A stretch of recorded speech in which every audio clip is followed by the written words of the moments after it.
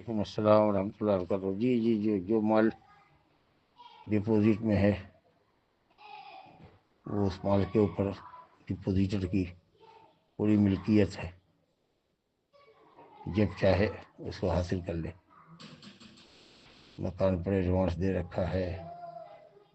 یا کچھ اور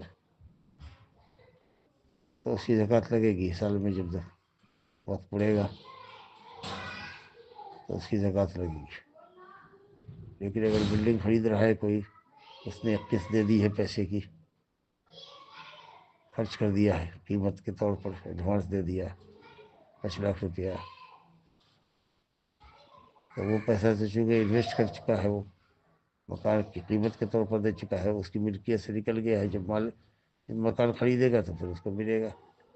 تو مکان پر جو ایڈوانس لوگ دیتے ہیں خریداری کے طور پر، قیمت کے طور پر، وہ تو خیر نکل گیا، اس کے اخراجات میں آ گیا، تو اس لیے اس کی زکوٰۃ نہیں۔ لیکن جو ڈپوزٹ کہتے ہیں کہ صاحب یہ لیجیے،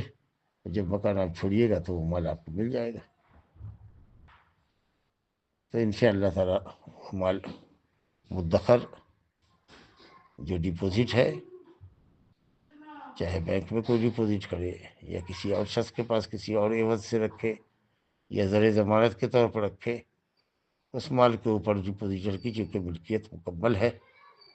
اس لیے سال گزرنے کے بعد پھر زکوٰۃ لگے گی، اگر وہ نصاب کو پہنچے تو، یا پھر دوسرے جو اموال ہے اس کے پاس، اس میں ملا کر کے اگر نصاب پہنچتا ہے تو زکوٰۃ لگے گا انشاءاللہ۔